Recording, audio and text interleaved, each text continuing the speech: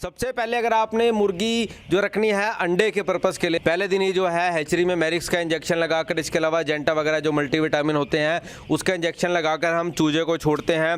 इसके बाद जो हमने इसका वैक्सीन किया है वो आईबी का वैक्सीन किया है, वो भी इंजेक्शन के थ्रू होता है।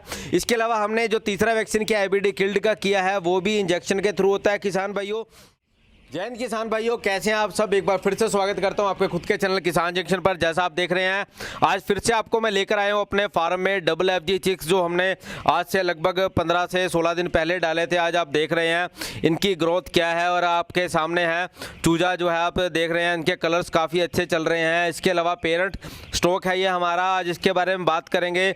आज हम सीधा अपने फार्म से बात कर रहे हैं। हमारा फार्म जैसा आप जानते हैं होप ब्रीडर्स के नाम से है, मेन हाईवे पे GT रोड पे NH1 पे हमारा बोर्ड आप देख रहे हैं। इसके अलावा हमारा एक और फार्म करनाल कैथल हाईवे पर भी है जो अपोजिट करनाल जेल के पड़ता है। आज किसान भाइयों हम शेयर करेंगे आपके साथ इन्फॉर्मेशन के वैक्सीन को लेकर।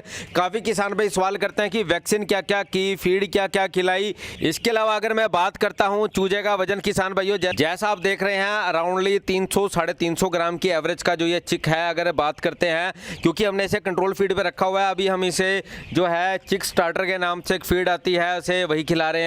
इसके अलावा किसान भाइयों बता दूं आपको, सबसे पहले फीडिंग के टाइम का बिल्कुल ज़्यादा ध्यान रखना है, खास तौर पे जब चूजा छोटा है। सबसे बड़ी बात, आपने फीड का जो टाइम रखना है फिक्स रखना है, एक बार सुबह और एक बार शाम को। अगर आप फीड चूजे को फीड दे रहे हैं, अगर आप वजन के लिए कर रहे हैं तो उसको 3 टाइम, एक बार सुबह मान लो 6 बजे कर रहे हैं, उसके बाद दोपहर को आप कीजिए 1 बजे, उसके बाद आप शाम को कीजिए अगर आप वेट पर्पज़ के लिए कर रहे हैं। किसान भाइयों एक और चीज़ आपने जो खास तौर पर ध्यान रखनी है, जैसे आप नीचे देख रहे हैं लीटर, जहाँ पर अगर मैं बात करता हूँ लीटर को, आपने इस बात की कोशिश करनी है कि बार बार जो चावल का छिलका है, कम से कम भी दिन में एक बार आपने इसके ऊपर पंजी जरूर मारनी है, ताकि जो छिलक है चावल का और इसके अलावा जो मुर्गी की बीट है वो आपस में मिल जाए, ताकि लीटर सूखा रहे। जैसे आप देख रहे हैं सूखा लीटर है अभी, मतलब कि नीचे से जो है गिला नहीं होना चाहिए। सबसे बड़ी बीमारी की वजह यही रहती है कि जब चूजा भीग जाता है, तो आपने इस बात का ध्यान रखना है कि लीटर आपका नीचे से गिला ना हो। जैसे हमने इसके साथ साथ, क्योंकि चूजे को भी बड़े ड्रिंकर की तरफ कन्वर्ट किया है, ऑटोमेटिक ड्रिंकर्स की तरफ कन्वर्ट किया है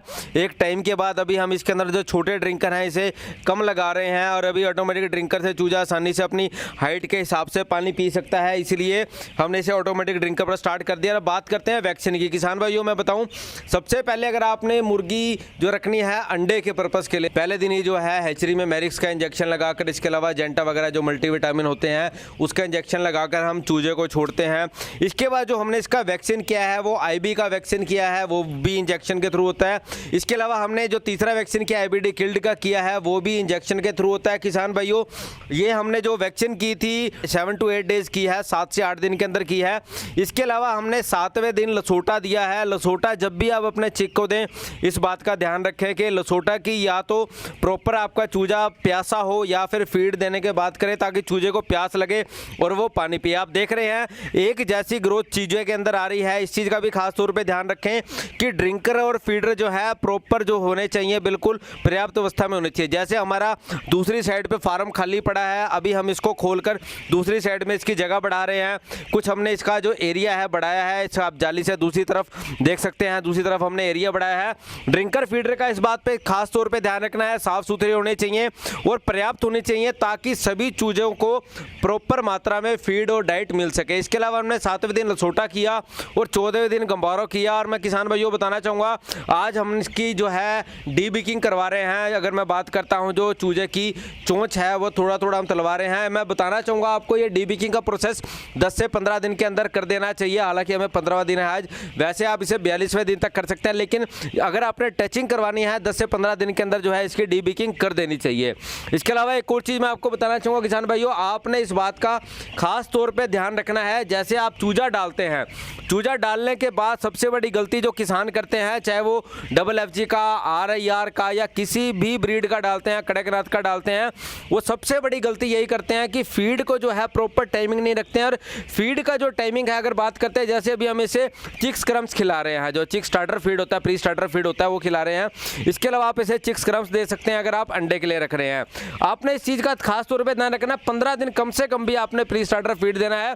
उसके बाद अगर आप वजन के लिए रख रहे हैं तो अगले 10 दिन स्टार्टर फीड देना है। उसके बाद बाद आपने इसे जो है फिनिशर फीड देना है अगर आप वजन के लिए रख रहे हैं। लेकिन अगर आप इसी चूजे को किसान भाइयों अंडे के लिए रख रहे हैं तो आपने इसे चिक्स क्रम्स के बाद जो है जो नेक्स्ट हमारा फीड आता है वो आता है ग्रोवर का। आपने ग्रोवर पर रखना है 30 दिन लगातार चिक्स क्रम चलाया, उसके बाद ग्रोवर फीड। ये लगभग आपका 22 हफ्ते तक लगातार ग्रोवर फीड चलेगा। उसके बाद जो है जो फीड का नेक्स्ट स्टेप होगा मैं अगली वीडियो में आपको बताऊंगा। एक बात का और ध्यान रखना है, जैसे आपने प्रॉपर पर्दे की व्यवस्था रखनी है, चारों तरफ से पर्दे की व्यवस्था हमने जैसे 1 2 3 4 चारों तरफ से प्रॉपर पर्दे की व्यवस्था की है। इसके अलावा हमने बीच में भी पार्टीशन में भी जैसे हमने जाली का पार्टीशन किया है, दूसरी साइड भी पर्दा लगाया हुआ है। अब आप पूछेंगे पार्टीशन करने का क्या मकसद है? पार्टीशन के लिए मैं आपको बताना चाहूंगा, जब भी आप देसी बर्ड रखते हैं तो अपने फार्म में पार्टीशन जरूर रखें। इस पार्टीशन को पैन बोलते हैं, मतलब कि हम एक पैन के अंदर हम जैसे चूजा रखते हैं। इसके अलावा हमने पैन से हमें बेनिफिट ये होता है, हमें एग प्रोडक्शन का प्रॉपर पता लगता है। इसके अलावा हमें ये पता लगता है मेल फीमेल का रेशो क्या है, काउंटिंग ठीक रहती है। इसके अलावा आपको क्या फीड कंजप्शन हो रही है, इन सब चीज़ों के बारे में प्रॉपर नॉलेज रहती है। इसके अलावा पैन के और भी काफ़ी सारे फायदे रहते हैं। कुछ बातें और ऐसी हैं जिनका आपने खास तौर पर ध्यान रखना है। मल्टीविटामिन, लिवर टॉनिक या इस तरह की कुछ चीज़ें हैं, अपने चूजे को कंटिन्यूटी में आप देते रहिए। कभी आप 2 दिन बाद 3 दिन बाद जो है लगातार 2-3 दिन का कोर्स कराइए।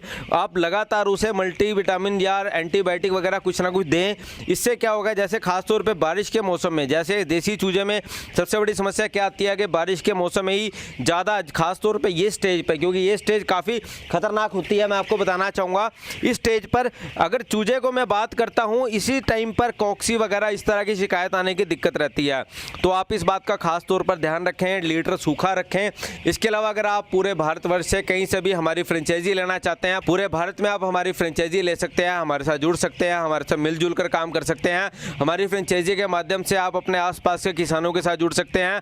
आपको हर तरह की सुविधा उसके अंदर हम जो है प्रोवाइड करवाते हैं। उसके लिए आप हमारे नीचे दिए गए नंबर पर कॉल कर सकते हैं। किसान भाइयों, FFG का चूजा लेने के लिए, RIR का लेने के लिए, कड़कनाथ का लेने के लिए हमसे संपर्क करें। हमारा एड्रेस मैं फिर से आपको बता देता हूँ, करनाल NH1 हवेली के सामने है। हमारा कॉन्टैक्ट नंबर है 9034306364।